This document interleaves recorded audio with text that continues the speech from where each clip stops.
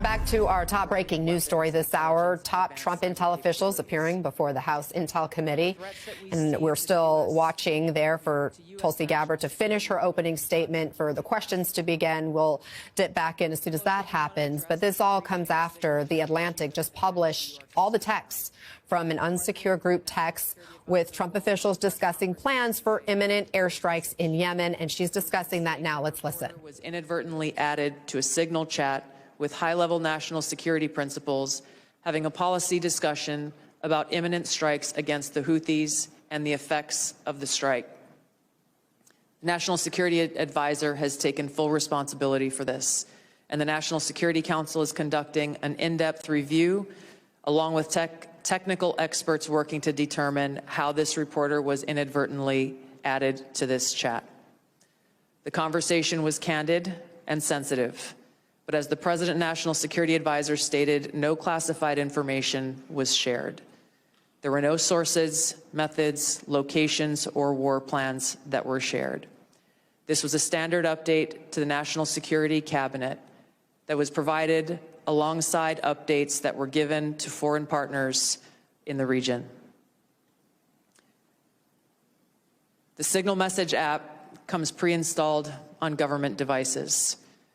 In December of 2024, CISA stated, quote, "We strongly urge highly targeted individuals to immediately review and apply best practices provided in the guidance to protect mobile communications, including consistent use of end-to-end encryption."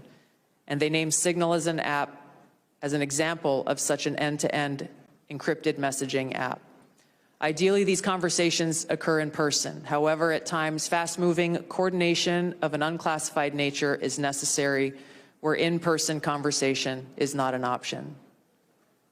I'm also aware that a lawsuit was filed yesterday on this issue. As a result of that pending litigation, I'm limited in my ability to comment further on that specific case. My Office of General Counsel will be in close contact with the Department of Justice on this matter. The most important thing to the American people and to all of us is the success of this military operation against terrorists who have been and continue to attack American service members was extremely successful, thanks to the leadership of President Trump and the actions of our brave men and women in uniform. As the heads of the American people's intelligence community, we will continue to provide the President, you in Congress, and our warfighters with timely, unbiased, relevant intelligence to keep our country secure, free, prosperous, and at peace. Thank you, Mr. Chairman. Thank you, Director Gabbard. We now turn to member questions. I'll recognize myself for 5 minutes. I want to talk about, before I get into the threats, I want to talk about something we've talked about in this committee and in this setting before. We've had IC agency leaders commit to complying with our document requests but not follow through. And I don't know if this is due to direction from previous administration or middle management obstruction, but I find it completely unacceptable. In fact, I had to subpoena the NSA in order to cooperate with our AHI investigation last year. As you all know, it's the charge of this committee to conduct rigorous oversight, and part of that oversight is to occasionally requires us that we request documents from your organizations to enable our investigations. We cannot adequately do our jobs without your partnership and your cooperation. General Hawk and General Cruz, we had this conversation. Chairman Crawford, he has 5 minutes on the clock right now for his questions, but since he's not addressing this, I want to get quickly some fast reaction from our panel to what we just heard from DNI Gabbard addressing specifically this Signal chat. She said this reporter was inadvertently added, but she maintained the conversation was not classified, no sources, methods, or war plans were shared. Let me get your reaction first, Mark Polymeropoulos. Yes, you do, Chair. Again, I'm a bit incredulous at this. I guess this is the line they're going with, but it is clear to me, it is clear to everybody I talk to in Washington, both current and former officials, plenty of Republicans as well as Democrats, that this was absolutely classified information. And, you know, when you talk about the timing, the 3 types of weapon systems to be used, F-18s, MQ-9 drones, as well as Tomahawk cruise missiles, and then finally the target location, Yemen, that is clearly classified information. You're doing so in advance. So to me, I do not understand in any fashion how they are sticking to this line. And, you know, she's under oath, and I would hope the Democrats challenge her on this, but again, incredulous. I mean, the information is what it is, Mark Zaid, and we were just putting up the Pentagon sort of definition of what would be considered secret level of classification. And it would appear to a layman like me that the information that was provided in this text kind of falls into that category, particularly the disclosure of significant military plans or intelligence operations. What's your reaction to what we heard from the Director of National Intelligence just now? Well, as far as I understand, she just made big news from anything I've ever heard that the Signal app comes pre-installed on government devices. Yet at the same time, as you referred earlier, NSA had issued a warning about the vulnerabilities of the Signal app, whether it might be on the desktop computer or on a cell phone. I mean, that is new because most of the time when I have my intelligence clients, they have been warned not to use encrypted apps, even on their personal devices, from an insider threat concern, because they look to their employees, go, well, why would you need an encrypted? Was charged with protecting the safety and national security of the American people. The problem is we could all see this coming. Those who are paying close attention, as opposed to my Republican colleagues who are burying their heads in the sand. Pete Hegseth is the most unqualified person ever to lead the Department of Defense.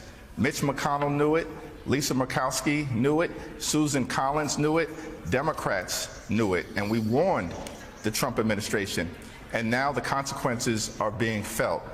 And this is a situation where the Trump administration is both arrogant and incompetent. That's a toxic combination, and American lives are at risk. Chris Matthews, you have the next question. Congressman, we all know that the Republicans echo whatever President Trump says. They wait for him to speak, and then they echo it.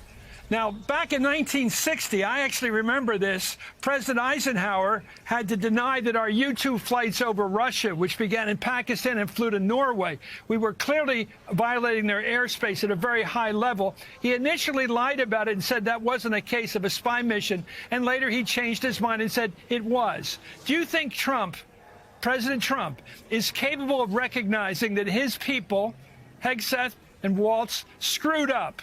That they went on the Signal line, that they opened it up to Jeffrey Goldberg, who is not one of their friends. They did it all themselves. He had nothing to do with this. Why won't he come out like Nixon did and said, wait a minute, Haldeman and Ehrlichman screwed up, I'm firing them? Do you think there's any chance Trump will come clean? The only chance is if the public pressure continues, is relentless, and intensifies. During the Intel Committee hearing that's going to take place today, you're going to see House Democrats aggressively press the Trump administration and demand that there are consequences that occur. Ultimately, the buck stops with the President of the United States of America, which is why I made clear to President Trump yesterday in my correspondence that the Secretary of Defense should be fired immediately if he's not man enough to own up to his mistakes and resign in disgrace. Tina Brown is with us and has a question. Yeah, Mr. Leader, my question also is somewhat similar to Chris's, but at what point do the, do the Republicans themselves break ranks? I mean, is this going to be the one thing that means that they do, as Senator Warner said, find their voice? Is there anybody there now who is going to lead some kind of, pushback to Congress having been turned into a party of worms? I mean, what is going to happen now in the caucus? Yeah, privately, several do express concerns and shake their head on the floor of the House of Representatives, but publicly there's been a lack of courage, and that's unfortunate because the Congress should be a check and balance on an out-of-control executive branch, and the Trump administration is completely and totally out of control. But here's the problem with the modern-day Republican Party. Facts don't matter. They'll lie with ease. Facts don't matter. Hypocrisy is not a constraint to their behavior.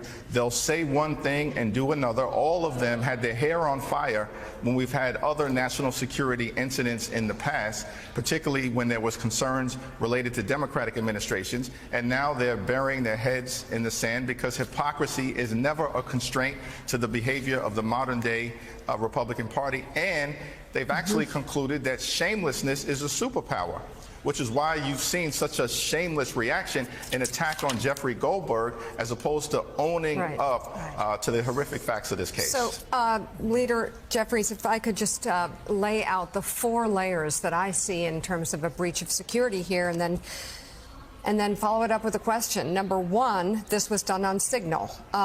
Totally wrong to be doing on signal. Number 2, this included top levels of this administration in many locations around the world, including Russia, instead of inside a skiff. Number 3, they included Jeffrey Goldberg, the editor-in-chief of The Atlantic, and never noticed throughout the course of this entire chat.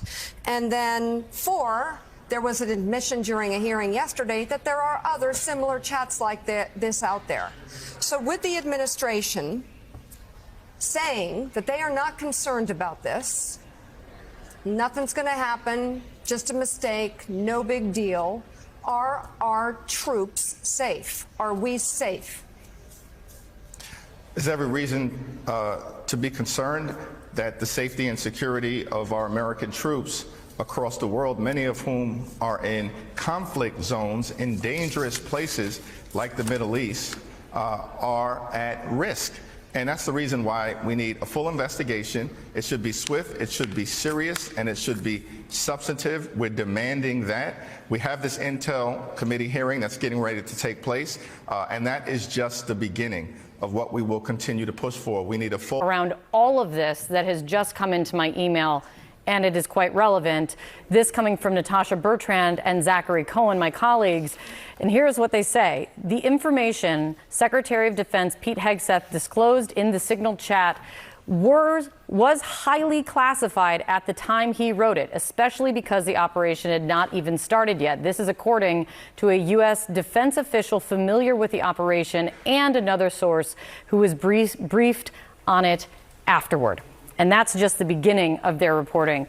Looks like some people are getting busted here. And of course, look, I'm not a lawyer. I'm not a prosecutor. I don't know if anybody's going to be charged with any perjury. But this is devastating for Trump, because what some people are saying is that, you know, well, this was no big deal because the documents weren't the text shared weren't classified. So, like, yeah, it's a bit embarrassing. It's a bit of a pie-in-the-face moment, but it's no big deal, of course, because, well, you know, it wasn't classified.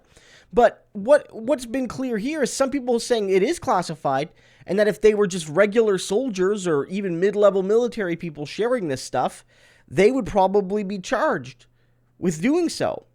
And now you have people saying, well, even if it's not classified, the existence of this chat is a national security concern. And finally, what some people are saying is that you have Gabbard sort of amping it up a little bit, sort of disagreeing with the narrative coming from the rest of the Trump team, where they say, well, there's no big deal at all, where she kind of tries to hedge and say, well, it's not technically classified, but, you know, it is sensitive and candid, which means this probably shouldn't have been seen by just anybody, but it's not legally classified, and it's an entire mess, guys. Right now, what we're seeing is one clear thing. People shared information in a way they shouldn't have, and they shared info they shouldn't have. Is it technically classified or not? I don't know, but I'm leaning towards believing it was. But one thing we do know for sure is that Hegseth has to go. Ultimately, the buck stops with Trump, but on this particular issue, this is a failure of Hegseth, because he's the Secretary of Defense and it's a military thing. Trump needs to fire him, or he needs to resign immediately.